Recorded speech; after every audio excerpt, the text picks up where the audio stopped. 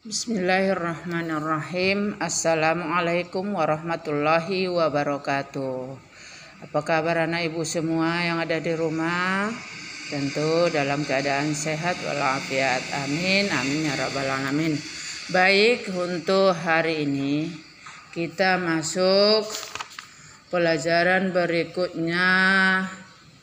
Pelajaran ketiga tentang aku anak soleh, ya. Aku anak soleh. Tentunya kita semua mengharapkan menjadi anak soleh. Apa saja ciri-ciri anak soleh? Yang pertama, ciri-ciri anak soleh itu adalah memiliki sifat jujur. Yang kedua, memiliki sifat amanah. Untuk hari ini yang harus kita bahas adalah sifat jujur, ya. Sebenarnya banyak ciri-ciri anak soleh. Tapi untuk pembahasan di pelajaran 3 cukup 2 yang kita pelajari, jujur dan amanah. Hari ini pertemuan kita membahas tentang jujur.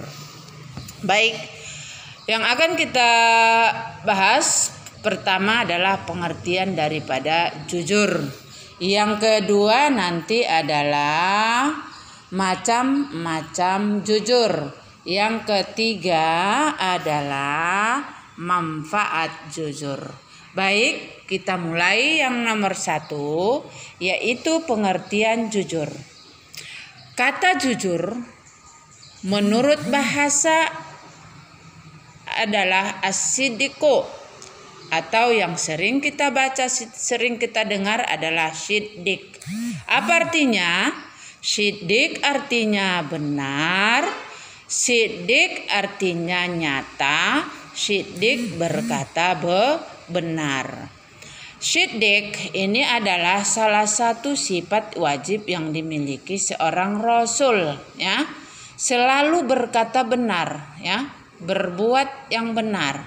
Makanya Rasulullah, yaitu Nabi Muhammad SAW, yaitu suri teladan bagi seluruh umat manusia. Karena apa? Karena dia memiliki sifat as-siddiq, ya. Berarti kita ulang, siddiq ataupun jujur, as-siddiqu bahasa Arabnya atau siddiq artinya benar, nyata atau berkata benar. Kita lanjut, jujur menurut istilah, ya. Jujur menurut istilah artinya, ya, satu kesesuaian antara ucapan dengan perbuatan. Yang kedua, kesesuaian antara informasi dan kenyataan. Yang ketiga, ketegasan dan kemantapan dalam hati. Yang keempat, sesuatu yang baik yang tidak dicampuri kedustaan.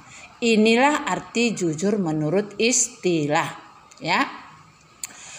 Berarti itu yang sering kita lihat, sesuai apa yang kita sampaikan kepada seseorang harus sesuai dengan kenyataan. Kita tidak boleh menambah-nambah suatu cerita ataupun mengurang suatu cerita.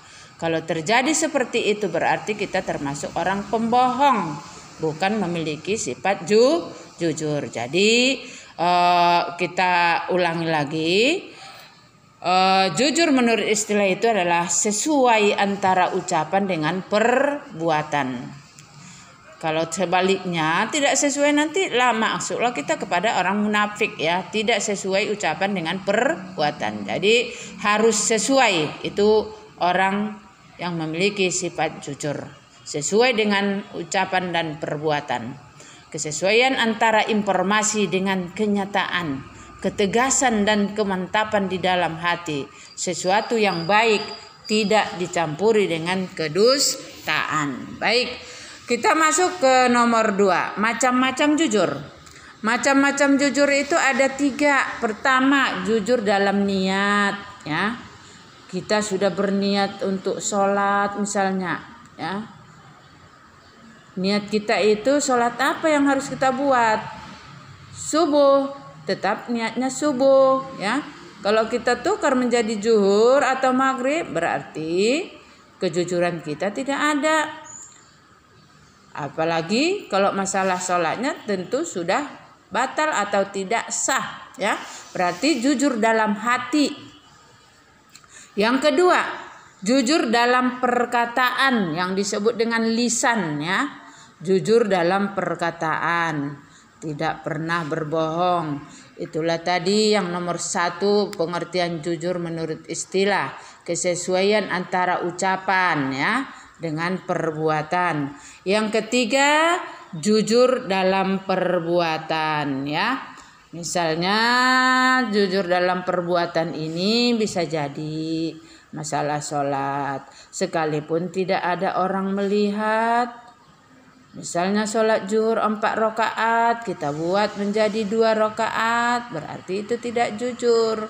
Jadi jujur dalam perbuatan, berapa yang sudah ditentukan tetap kita kerjakan sesuai dengan aturan-aturan tuntunan sholat ya. Itu. Yang berikutnya yang ketiga adalah manfaat jujur. Manfaat jujur di sini pertama adalah hati kita tentram. Tenang ya. Karena apa bisa tentram? Karena tidak diikuti kebohongan. Jadi jujur itu membawa hati tentram, hati tenang ya. Udah, yang kedua, kalau kita memiliki sifat jujur, manfaat jujur yang ada kita miliki adalah permasalahan dapat diselesaikan dengan mudah ya. Cepat selesai. Tapi kalau kita nggak jujur, berbelit-belit, suatu cerita nanti kita tambah-tambah makin banyak masalah. Jadi kalau kita jujur, maka manfaat kejujuran kita itu adalah permasalahan dapat diselesaikan dengan mudah. Yang ketiga, manfaat jujur ialah dipercaya orang lain atau disenangi orang lain, dipercaya. Jadi kalau nggak jujur, aduh, kawan kita tak ada. Jadi manfaat jujur yang ketiga itu dapat dipercaya orang lain ataupun disenangi orang lain. Yang keempat, manfaat jujur itu adalah terbiasa dengan perilaku terpuji. Ya, jadi sifat jujur ini harus kita miliki ya. Jangan sempat kita menjadi orang yang munafik. Jadi inilah salah satu ciri-ciri anak soleh. Aku anak soleh, berarti kita harus memiliki sifat jujur. Jadi kalau kita kaitkan dengan kegiatan kita sehari-hari ya, jujur ini sudah sangat perlu sekali. Inilah pondasi dalam kehidupan kita jujur. Contoh, ini kita belajar daring ya. Belajar daring itu dalam jaringan sistem online. Jadi pelajaran ataupun tugas-tugas yang diberikan oleh Bapak dan Ibu guru tentunya kamu kerjakan di rumah ya. Ibu hanya memantau melalui WA, laporan-laporan tugas itu bila sudah kamu selesaikan. Yang untuk pengerjaannya, yang untuk pelaksanaannya di rumah, setiap tugas itu kamu harus kerjakan dengan jujur. Ini Ibu perhatikan, udah sebulan yang lalu banyak tugas-tugas itu yang Ibu tidak tugas-tugas yang kamu antar ke sekolah, ada sebahagian yang Ibu antara percaya dengan tidak. Kenapa? Tulisannya sangat cantik sekali ya. Nah, itu ada pertanyaan dalam hati Ibu. Ini siapa yang nulis ini? Anaknya atau tidak? Si kakaknya atau si ibu, si mama itu. Jadi Ibu ada pertanyaan dalam hati. Jadi untuk mulai hari ini cobalah Setiap tugas kerjakanlah dengan jujur ya. Jujur ya. Tulis sendiri, buat sendiri. Boleh diminta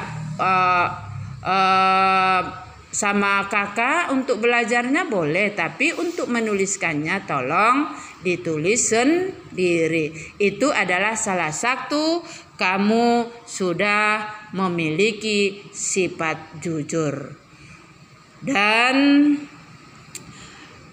jujur ini membawa kita akan tenang di mana-mana pun kita berada. Jadi saya rasa hanya sampai di sini. Kalau nanti kurang paham, boleh dibaca-baca buku LKS-nya dan boleh dibaca buku BOS. Di sana ada pembahasan yang lebih luas ya.